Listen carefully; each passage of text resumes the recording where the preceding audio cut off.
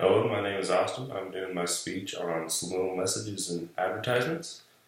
Um, so, you come home from a long day's work, you sit on the couch, you grab your TV controller, you turn on your TV, watch your favorite show, and then the dreaded commercials come on.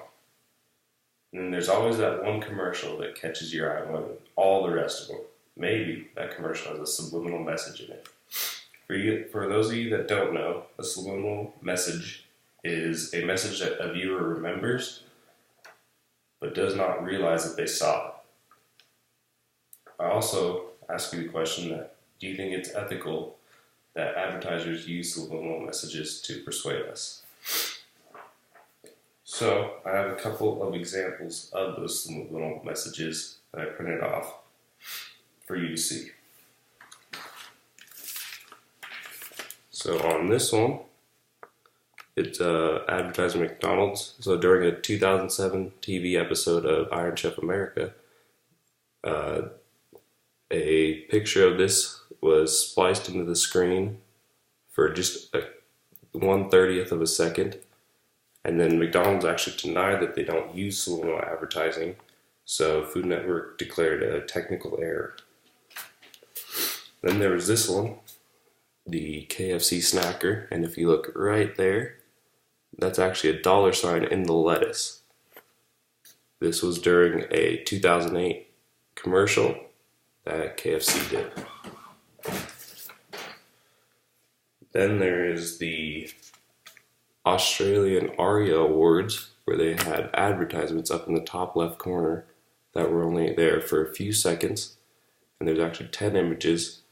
The channel actually got in big trouble for doing this because they're not allowed to do that during these awards.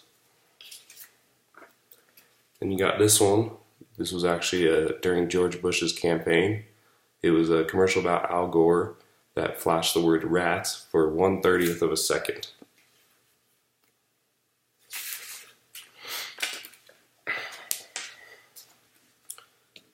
Then there's this one, which was a Looney Tunes cartoon that had a subliminal message hidden right here on this statue that was to promote sales of bonds during World War II.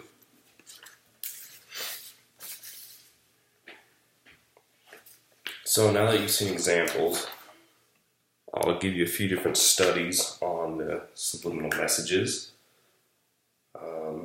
So during the early 1980s into the 2000s, subliminal messages were regarded as they didn't work and they didn't impact our decisions at all. Then, later on, studies got better methods of studying, and a couple of researchers did a study on a prime about Lipton ice. So in the study, people were primed with the word Lipton ice through subliminal messaging, and another group were not primed as a control group. And here's those graphs. So if we look here, see if it goes into focus. The dotted line is the Lipton ice prime, and the solid line is the control prime. And it shows that the intention to drink the Lipton ice after they were primed with the subliminal message was a lot more. Another one was a graph about their thirst. And when they were thirsty and primed with the control prime, they always wanted to drink Lipton ice. And the last graph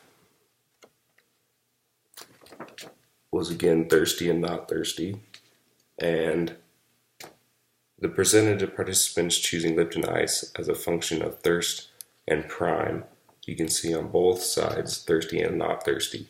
They both wanted to choose Lipton ice after they were primed. So, now that you've seen examples of subliminal messaging and studies on whether or not it works, should subliminal messaging be used to persuade us, or should it be illegal to use? I also like to encourage you to look closer at advertisements in your everyday life to see if you notice subliminal messaging. Thanks.